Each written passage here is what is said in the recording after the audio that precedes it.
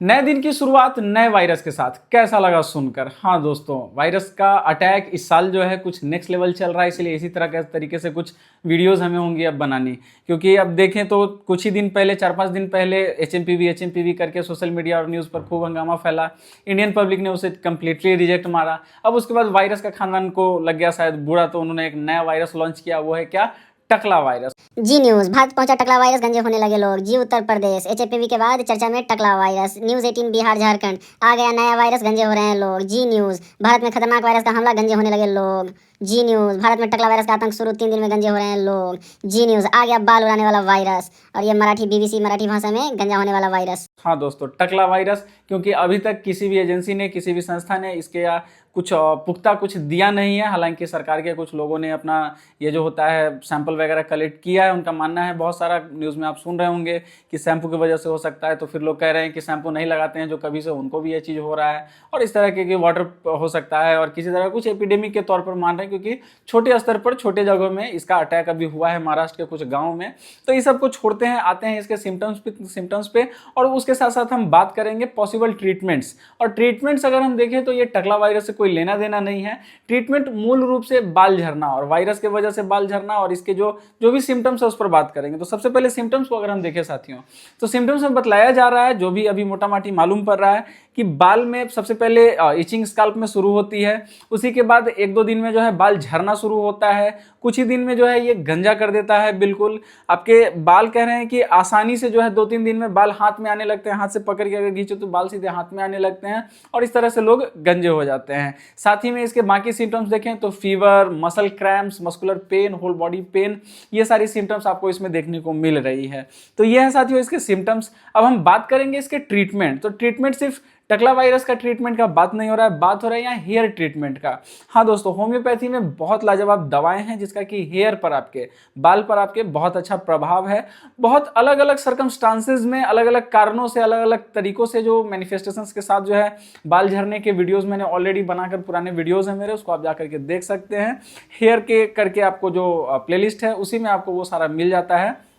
वहाँ पे मैंने स्पेसिफिकली हर एक कंडीशन में जो बाल झड़ता है तो उसके लिए अलग अलग लोगों को, क्योंकि अलग अलग तरह का सिम्टम होता है, तो उसके आधार पर मैंने वीडियो बना के ऑलरेडी रखा हुआ है, वहाँ भी देख सकते हैं। और अगर हम बात करें आज के वीडियो में, तो अगर हम देखें इसमें साथियों, सबसे बड़ा जो अभी हम कहें इसको वायरस बोल लें या टकला वायरस जो भी कहें इसे, तो इसमें सबसे मूल चीज़ जो हमें देखने को मिल रहा है क्या, अगर हम मेन रूब्रिक पकड़ें तो सबसे खास चीज़ हम देखते हैं कि सडननेस इसमें बहुत जाता है, कि वायरस आता है, इचिंग स्टार्ट करता है और बहुत तेजी में बाल झाड़ता है। यहाँ तक कि न्यूज़ में तो ये भी बोल रहा है कि दूसरे दिन खुजली, माने पहले दिन खुजली होती है, दूसरे दिन बाल झड़ना शुरू होता है, और तीसरे दिन तक आदमी जो है गंजा हो जाता है कंप्लीटली। तो सडननेस आपको जो इसमें एक दिख रहा है कि तुरंत ये बहुत वायलेंट रूप से अटैक कर रहा है, और वायलेंट रूप से इसके बाल को जो है कंप्लीटली खत्म कर दे रहा है इचिंग के साथ। तो वहां पे अगर हम सिम्टम्स अगर पकड़े मेन रूब्रिक को बना करके, तो सबसे पहले सबसे बड़ा जो सडन का मेडिसिन अगर हम होम्योपैथ में खोजें तो मिलता है साथियों एकोनाइट। एकोनाइट नेपिलस बहुत ही अच्छी दवा है, सडन एक्यूट कंडीशंस में बहुत अच्छा प्रभाव दिखलाती है।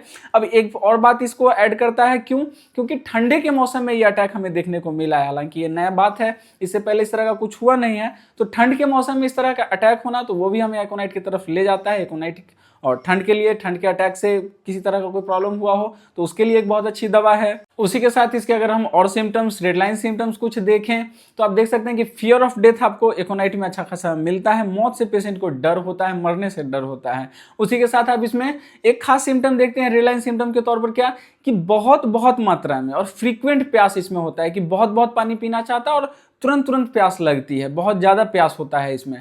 तो ये सारी चीज़ें, प्यास पर ही अगर हम साथियों चर्चा करें, प्यास की तरफ से ही देखते चलें, तो आप देखेंगे कि आर्सेनिक एक बहुत अच्छी दवा है जिसमें कि फ्रीक्वेंट प्यास है।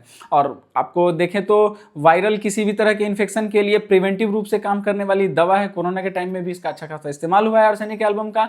और यहाँ भी अगर हम देखें, बस फर्क क्या होता है एकोनाइट से, कि एकोनाइट में बहुत मात्रा में प्यास लगती है, और इसमें क्या होता है आर्सेनिक में, कि लोग कम कम मात्रा में सिप बाई सिप करके जो है पानी खोजते हैं, और तुरंत तुरंत उन्हें फ्रीक्वेंटली प्यास लगती है, लेकिन वो 1 सिप 2 सिप लेकर के छोड़ देंगे, ज्यादा क्वांटिटी में उन्हें पानी नहीं चाहिए होती है। उसी के साथ इसमें आपको मार्क्ड रेस्टलेसनेस मिलता है, बहुत ज्यादा बेचैनी इस तरह का कि पेशेंट रात में बेड पे पड़ा नहीं रह सकता, उसको बेड से उठ के इधर उधर करना पड़ता है, वो शांति से नहीं रह सकता। बेचैनी, एक अजीब सा बेचैनी इसमें दिखता है रात के समय में। वहीं इसके सिम्टम्स बढ़ते हैं, एग्रावेशन इसका रात का होता है, ये इसके कुछ खास सिम्टम्स हैं। वहीं साथियों एक कंडीशन इसके अपोजिट क्या आता है कि पेशेंट पानी ही नहीं पीना चाहता, थर्स्टलेसनेस हो जाती है, पानी पीने की इच्छा ही नहीं होती, तो वहां आप जेलसेमियम का इस्तेमाल करते हैं। और जेलसेमियम के अगर हम बाकी सिम्टम्स को देखें तो फीवर तो होगा ही, साथ में हेडेक होगा। अब पेशेंट को देखेंगे, जो जेलसेमियम का पेशेंट होगा वो आंख बंद करके परे रहना चाहता है, उसे कुछ करना नहीं, उसको आंख बंद करके परे रहना है। ये थोड़ा सा डिफर करता है आर्सेनिक से, लेकिन प्यास सीधे उल्टा है, बिल्कुल भी नहीं। पेशेंट आंख बंद करके परा रहना चाहता है, फीवर इसमें आपको मिलता है, और बार बार इसमें तो एक फीवर का कंडीशन क्या होता है कि बार बार फीवर आना, इसके लिए भी आपको जेलसेमियम का अच्छा इस्तेमाल किया जा सकता है। और चाहे वो बाल झड़ रहा हो या कुछ भी हो रहा हो, कहीं भी आप जेलसेमियम का इस्तेमाल करेंगे सिम्टोमेटिक आधार पे, फायदा तो आपको मिलता ही है। उसके साथियों आते हैं हम अपने अगली दवा यूपेटोरियम पर्फ पे। यूपेटोरियम पर्फ एक बहुत ही अच्छी दवा है जिसका कि ठंड के मौसम में भी अच्छा इस्तेमाल होता है। अगर हम इसके कुछ रेडलाइन सिम्टम्स देखें तो साथियों एक तो मस्कुलर पेन आपको यूपेटोरियम पर्फ में भरा पड़ा है, फीवर आप इससे भी ठीक कर सकते हैं, बैक पेन की कंडीशंस के लिए अच्छी दवा है। यूरिन में बर्निंग एक खास सिम्टम है कि यूरिन में बर्निंग अगर रहता है तो वहां पे आप यूपेटोरियम पर्फ का बढ़िया इस्तेमाल कर सकते हैं। साथ में बाल झड़ रहा हो तो वहां पर भी तो यूपेटोरियम पर्फ एक अच्छी दवा मानी जा सकती है। उसके बाद अगर हम कुछ इस तरह के मेडिसिन का नाम लें जिसका कि सडन बैल्डनेस, तुरंत में बाल माने गंजा कर देना, बहुत फास्ट रैपिडली आपको गंजा करता है, तो उस कंडीशंस में जो मेडिसिन आप सिम्टोमेटिक तौर पर इस्तेमाल कर सकते हैं उनके अगर मैं नाम लूं तो साथियों जिंकम मेटालिकम आप सबसे पहले लेके चल सकते हैं, फास्फोरस बहुत अच्छी दवा है, लाइकोपोडियम को आप लेकर के चल सकते हैं, और ये सारे ही आपको सिम्टोमेटिक आधार पर दी जा सकती हैं। साथ ही आप एकोनाइट है, आर्सेनिक है, ये दोनों तो मैं आपको डिस्क्राइब कर ही चुका हूं।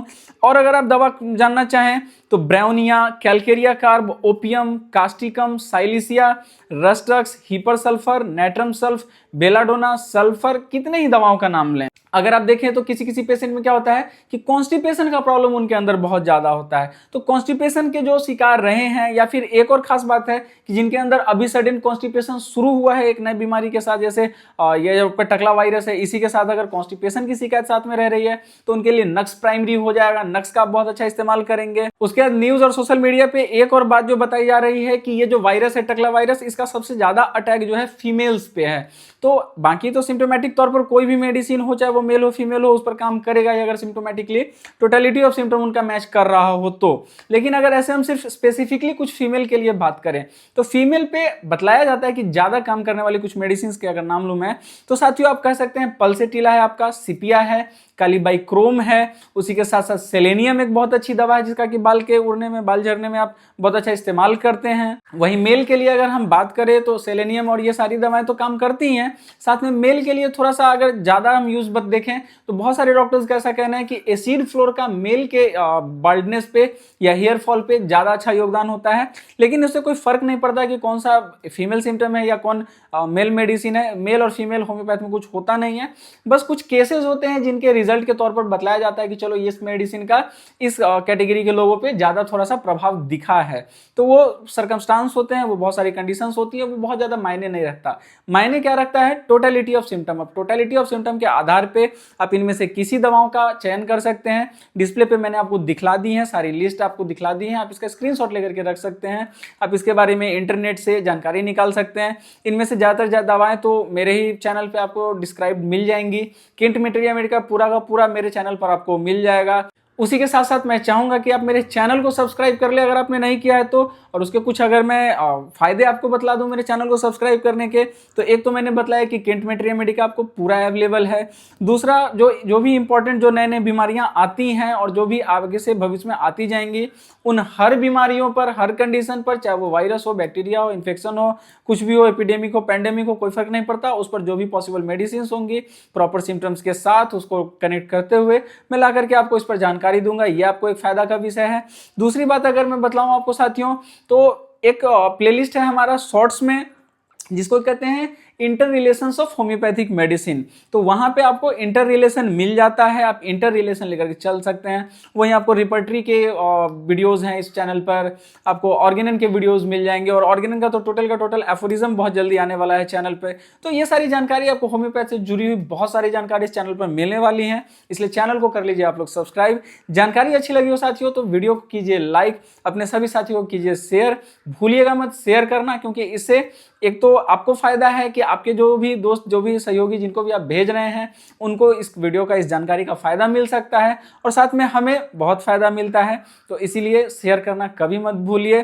कुछ भी पूछने बतलाने जैसा लगे, कुछ भी डाउट हो, कुछ क्लियर करना हो तो आप कमेंट जरूर कीजिए, मैं आपके हर एक कमेंट का जवाब जरूर देता हूँ। 24 आवर के अंदर मैक्सिमम टाइम जो है आपको जवाब मिल जाता है, रिप्लाई मिल जाता है आपके कमेंट का। तो ये सारी जानकारी थी साथियों आपके टकला वायरस के बारे में, जो अभी नया नया आया है। कल से इसके न्यूज़ घूम रहे हैं, ज़्यादा पुरानी बात नहीं है और हो सकता है कि ये मिथ हो या जो भी हो, लेकिन मुझे आज बात करना था हेयर लॉस के सिम्टम्स के ऊपर और जो भी इससे रिलेटेड सिम्टम्स है, खास रूप से उनको लेकर के मैंने आपको दी जानकारी। तो इसी के साथ साथियों वीडियो करते हैं समाप्त, मिलते हैं अगले वीडियो में, तब तक के लिए धन्यवाद।